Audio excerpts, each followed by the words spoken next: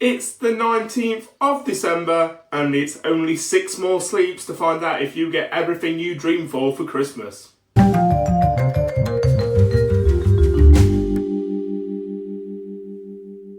Hello and welcome to another video on JD's Booze Reviews. Today we are trying Bubble Dream by Polly's. It is a 6.2% India Pale Ale containing Azacca, Mosaic and Citra hops. It is Polly's is one of them quite well-known craft breweries, craft beer breweries. They have been around for a while now and always produce pretty good stuff. I don't have them that often. We don't tend to see them that much around here, I've found. So let's see if I'll be dreaming of this beer later. Okay. So immediately from the colour, quite light, very hazy. Ugh.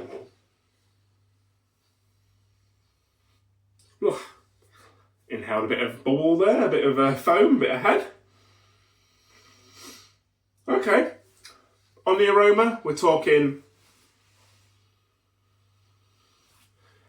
hints. That was a weird way to say hints. Hints of these juicy flavours that we're getting from these hops, so sort of orange, that kind of stuff, so the citric flavours. There is quite a grassy, earthy note to this, or as the industry would have said about 10 years ago, quite a dank smell. Very piney, resinous, getting all the keywords out there. No, I mean, yeah, a little bit on the pine side. Smells like sort of pine needles, very apt for this time of year, I guess. Earthy, does smell very, yeah, very earthy with this juice notes throughout. It's not full on juice bomb, as I've said before, with quite some of these beers that we've had across the month. Sometimes you smell it and it's like smelling a glass of orange juice or fruit juice. This is like almost like you've got a cocktail where you've got your spirits in there with a little bit of something else, and then you've got your juice to top up or to make the volume pretty much. This is, yeah. I know juice is there. I know fruit's been used, like fruit juice has been used, or, hops that evoke fruits, fruit aromas. They have been used, I can tell, but they're not the full picture.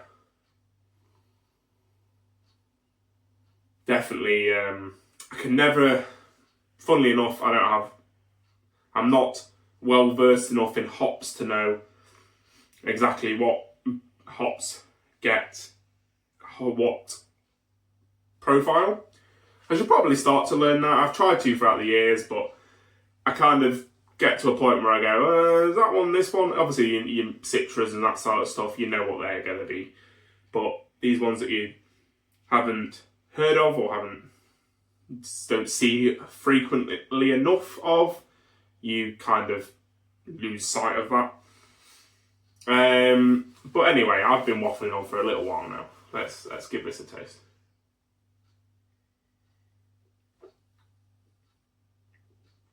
I don't even know what my point was going to be.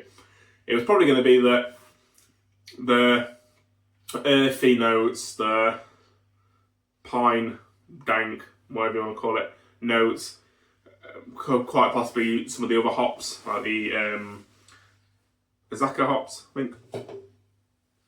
Maybe, but again, don't know enough to be able to say exactly this is this hop giving these things. Which, maybe that's a resolution for me for 25. But yeah.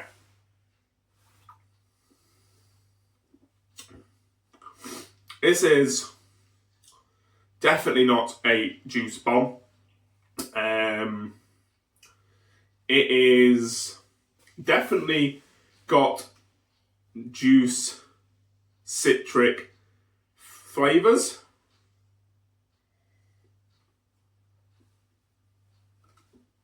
Like I'm getting your orange stone fruit. But there's definitely a heavy fruit note of this piney, dank bitterness.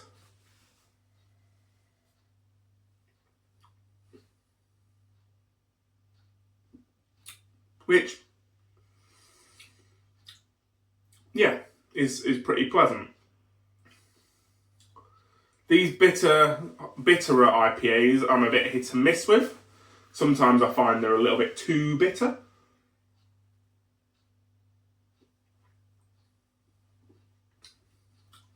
Especially when they're in the really, really dank. The craft beer industry's kind of gone out of fashion with really dank beers, and thank God. Because dank beers basically were like smelling and tasting weed, which not my cup of tea.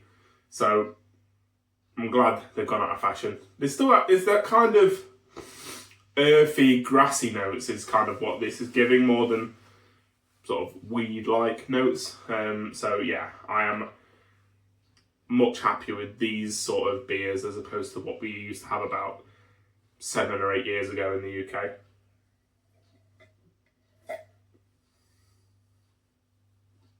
It's got a nice balance. It's got a nice balance of this bitterness, the citric flavours.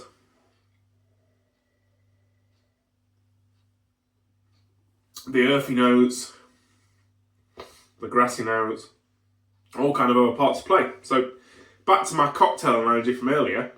Yeah, there's definitely been juice added to this.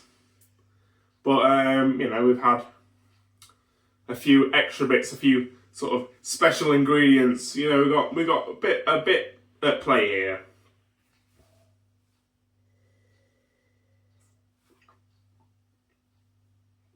It's quite drying as well. It's quite a dry beer. I mean, it's a wet beer because it's liquid. You know what I mean? Those wine viewers watching know, dry wine. It dries your mouth up, basically. You get this dry flavor, sort of texture. Probably from the bitterness. In this case, wine. Don't know, not a wine expert. But yeah, it's very pleasant.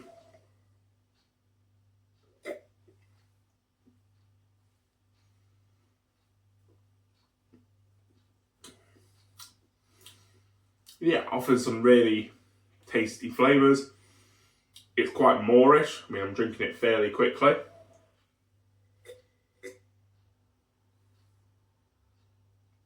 So clearly has enough to keep me wanting. It's that drying texture, I think, that drying sensation.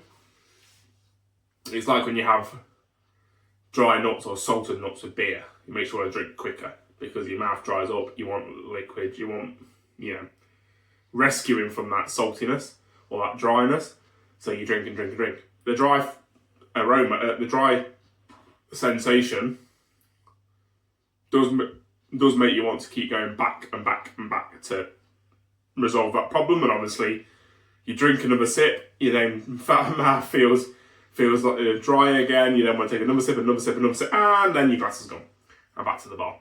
So it works really well in that, regardless of drinkability and reorderability, and makes you want to go back for another pint or another whatever it's served in, which is never bad. The more beer gets taken from the barrel. So yeah, really good thing there in terms of being it's not a sessionable beer in terms of strength, but it's a sessionable beer in terms of keep wanting to drink it.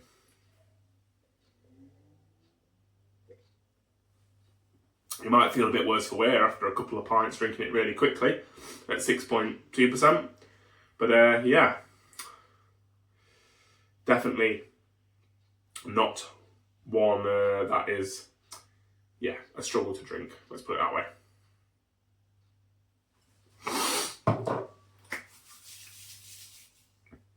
So that's going to do it for today. Thank you very much for watching. Don't forget to subscribe so you can see the next video when it drops. Day 20. We're nearly at the big day. 5 more beers to go. 5 more beers. No. Yeah, 5 more beers? 4 more beers. I can't count. 4 more beers left, but 5 more beers till Christmas Day. So yeah, I will see you for day 20 tomorrow.